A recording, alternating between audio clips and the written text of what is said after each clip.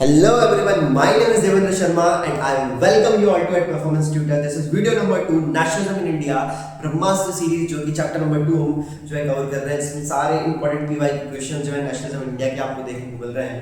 हमने कुछ 3 questions already discuss कर चुके हैं हमारे पार्ट 1 में। ये पार्ट 2 है नेशनलिज्म इंडिया के पीवाई के क्वेश्चंस का। चलिए क्वेश्चन देखते हैं क्या है। व्हाट वर द लिमिटेशंस, ठीक है, व्हाई सॉरी एक second, just a minute, yes, explain the role of women, explain the role of women in civil disobedience movement. women's का क्या रोल था सिविल डिसोबीडियंस मूवमेंट में। डायरेक्ट क्वेश्चन जो है आपसे पूछा जा सकता है महिलाओं के ऊपर कि women's ने कैसे पार्टिसिपेट किया सिविल डिसोबीडियंस मूवमेंट के अंदर। आपको पता है Gandhi ji salt march, last question हमने अपनी वीडियो में डिस्कस किया था, वो सॉल्ट मार्च के ऊपर ही था। तो गांधी जी है सॉल्ट मार्च में की हम बात करें तो विमेंस, थाउजेंड्स ऑफ विमेंस जो है इस मार्च के अंदर महात्मा गांधी को स्पेसिफिकली सुनने के लिए जो है आती हैं, क्योंकि जब 240 माइल्स का ये पूरा जो है अपने आश्रम से दांडी जाते हैं तो गांधी जी बीच बीच में जो अपने स्पीचेस भी डिलीवर करते हैं, ठीक है। और उनको सुनने के लिए, महात्मा गांधी को सुनने के लिए थाउजेंड्स ऑफ विमेंस जो है बाहर आती हैं और उनका इस मार्च में पार्टिसिपेट करती हैं। They participated in protest march, manufactured salt, उन्होंने भी salt को मैन्युफैक्चर किया, पार्टिसिपेट किया, ठीक है। They picketed the liquid shops and many went to jail. तो बहुत सारी women's में जो liquid shops थी, ठीक है, उनको पिकेटिंग करी, ठीक है। प्लस यदि हम बात करें बहुत सारी जो women's थी वो जेल भी गई। पिकेटिंग का मतलब क्या होता है, जैसे मान लीजिए कोई लिक्विड की शॉप है, ये शॉप है, तो इसके चारों तरफ खड़े हो जाना और किसी को भी शॉप पर ना जाने देना, ठीक है। इससे क्या होती है कि वो शॉप का जो भी प्रोडक्ट है, लिक्विड प्रोडक्ट जो है वो सेल नहीं हो पाता है। पिकेटिंग मतलब एक तरीके से घेराबंदी कर लेना चारों तरफ, ठीक है, ताकि उसका जो भी वहां पर सेल किया जा रहा है, स्पेशल लिक्विड शॉप्स पर क्या सेल होता है आपको पता है, तो उसे सेल ना होने देना, ठीक है, उसके चारों तरफ खड़े हो जाना। तो ये पिकेटिंग जो है विमेंस ने करी और बहुत सारी विमेंस जो है जेल भी गई।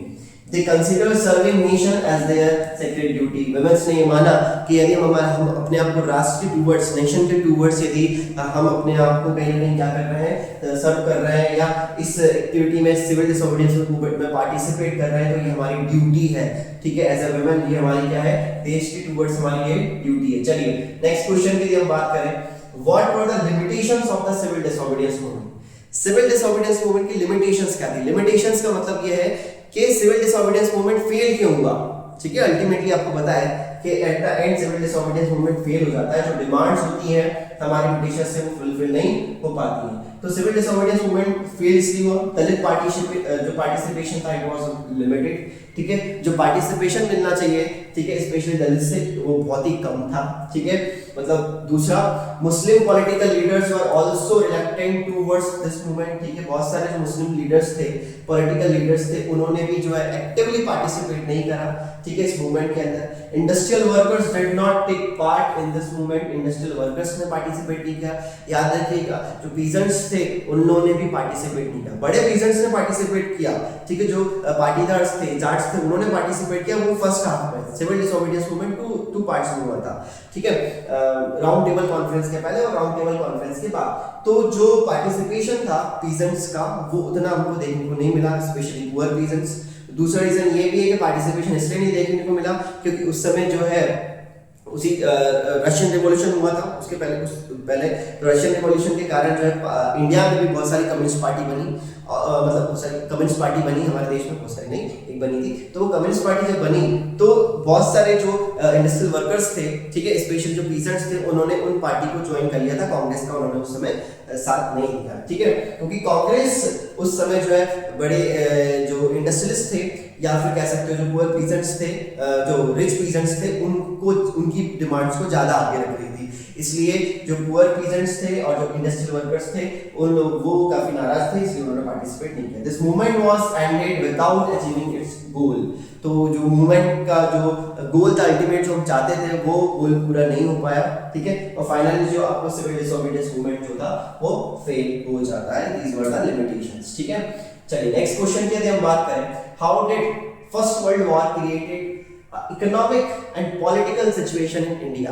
चलिए, और we can also call it what were the impact of the first world war in India, ठीक है। फर्स्ट वर्ल्ड वॉर का इंपैक्ट क्या हुआ इंडियन पॉलिटिक्स पे उस समय, जिसके कारण आपको जो है नेशनल मूवमेंट्स देखने को मिले। इंडिया में क्या कंडीशंस क्रिएट होती हैं। तो फर्स्ट वर्ल्ड वॉर जो कि 1914 से 1918 तक चलता है, it create a new political and economic situation, India face various problems during war period. काफी प्रॉब्लम जो इंडिया ने फेस करी उस समय, स्पेशली हम बात करें तो huge increase in defence expenditure. जो ब्रिटिशर्स होते हैं वो जितना भी पैसा, जितना भी टैक्स आ रहा होता है, सारा का सारा कहाँ लगा देते हैं, डिफेंस में लगा देते हैं, ठीक है। और which was financed by war loss. War loss मतलब, और दूसरा बहुत सारे वॉर के लिए लोन्स लिए थे ब्रिटिशर्स ने, और सारा पैसा कहाँ जा रहा था, डिफेंस में जा रहा था, ठीक है। इंडिया में कोई इन्वेस्टमेंट्स नहीं हुई थी। इंक्रीज इन टैक्सेस, तो इंडिया में टैक्स को इंक्रीज किया जाता है, कस्टम ड्यूटीज बढ़ा दी जाती हैं, इनकम टैक्स को इंट्रोड्यूस कर दिया जाता है, तो जो गुड्स आ रहे थे उनके ऊपर बहुत ज़्यादा उनको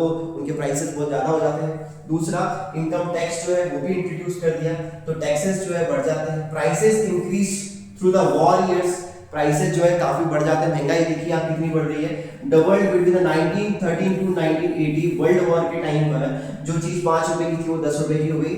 this created hardship for the common people, उसके कारण जो आम जनता थी उसने काफी ज्यादा सफर किया, ठीक है। चलिए, force recruitment in the rural areas, ठीक है, जबरदस्ती जो है सेना में भर्ती कराई जा रही थी रूरल एरियाज में।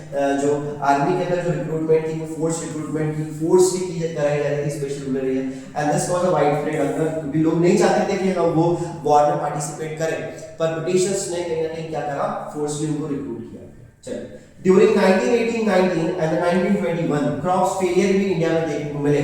तो क्रॉप फेलियर, इधर से वॉर, इधर से ऑलरेडी जो है इकोनॉमिक क्राइसिस चल रहा है, महंगाई बढ़ रही है, इधर से जो है खेती भी जो है क्या कर रही है, साथ नहीं दे रही है। तो बहुत सारे इंडिया में बहुत सारे पार्ट्स ऐसे थे जहाँ पर फूड शॉर्टेजेस आपको देखने को मिली इंडिया में, जो कि एक बहुत बड़ा जो है रीजन रहा है कि उस समय पीपल, जो लोग थे, बहुत ज्यादा परेशान थे। 12 to 13 million people perish as a result of famine and epidemics. तो कह सकते हो 12 से 13 मिलियन लोगों की जो है आपको इस पर्टिकुलर बीमारी के कारण, फेमाइन के कारण, because of the shortage of food, उनकी डेथ हो जाती है। तो it's a very huge number जो कि आपको देखने को मिलता है, ठीक है।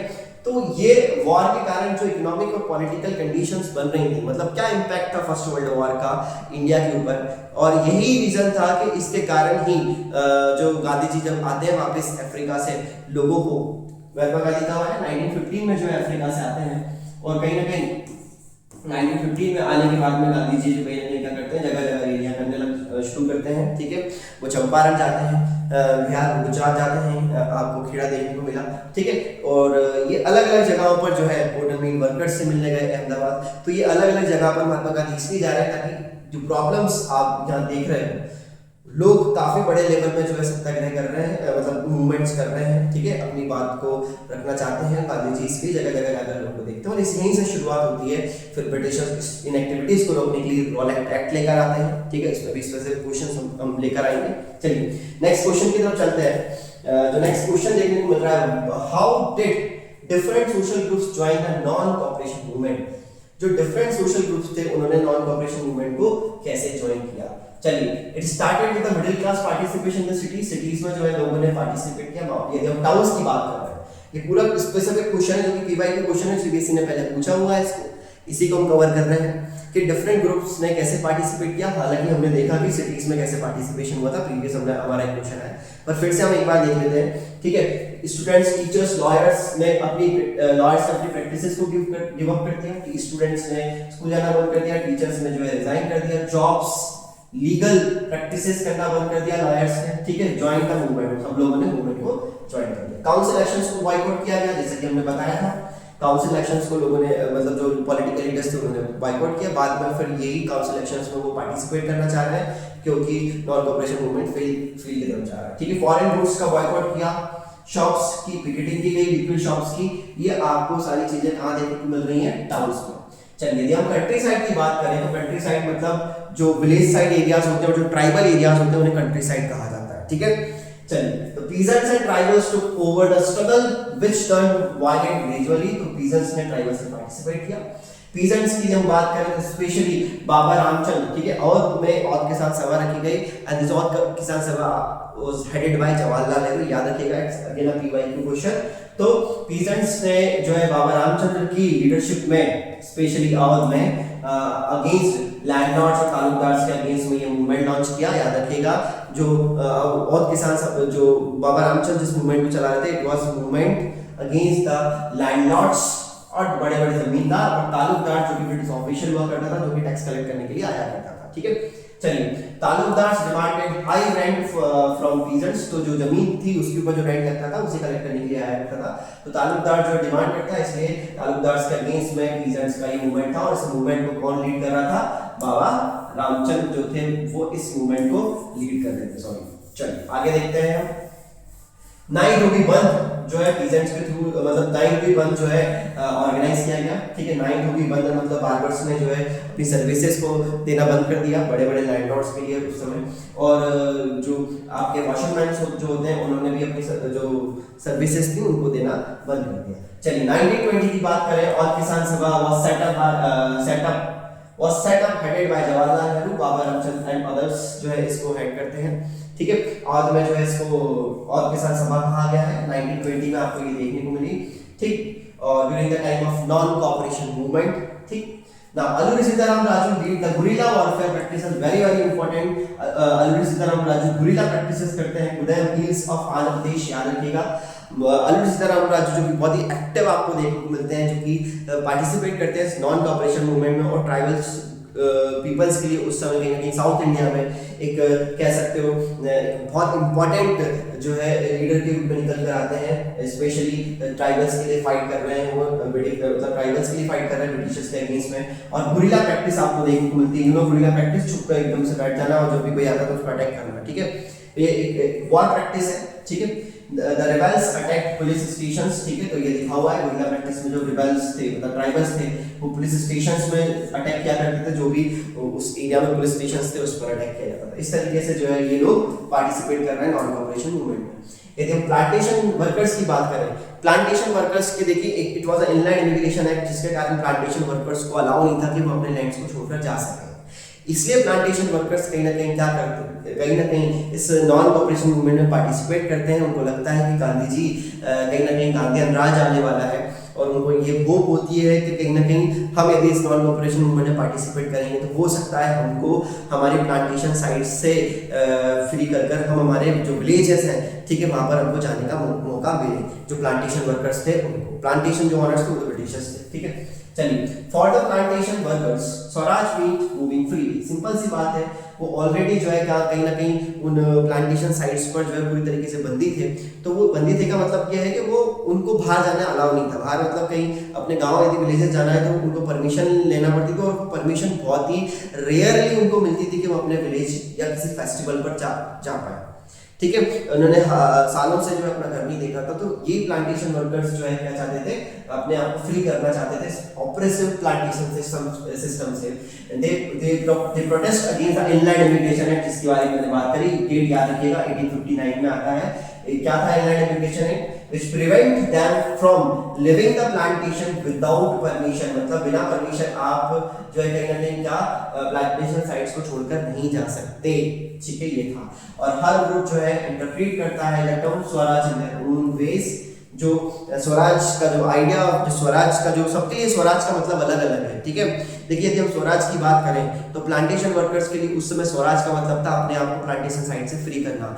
पीजेंट्स के लिए स्पेशली जो उस समय स्वराज का मतलब था कि जो उनके ऊपर जो टैक्सेस या रेंट जो है उनका माफ कर दिया जाए, जो टैक्सेस लगाए जा रहे हैं लैंड के ऊपर वो पूरे रिड्यूस कर दिया जाए। ऐसे यदि हम बात करें तो हर व्यक्ति के लिए जो स्वराज का जो है ट्राइबल्स की हम बात करें तो ट्राइबल्स पीपल्स के लिए था कि उनको उनका जो फॉरेस्ट है, उनका जो घर है वो उनको दे दिया जाए, वहाँ पर उनका जो मूवमेंट है वो फ्री हो जाए। तो देखिए सबके लिए जो इंटरप्रिटेशन है स्वराज की बहुत अलग है, और सब जो है इसमें किस लिए पार्टिसिपेट कर रहे हैं वो भी आपको क्लियर हो चुका होगा। ठीक है, यदि आपको वीडियो अच्छा लगा तो ज़्यादा से शेयर कीजिए, लाइक कीजिए। आपके सामने जो है पार्ट 3 जो है कह सकते हो नेशनलिज्म इंडिया का बहुत जल्दी आने वाला है। Thank you so much.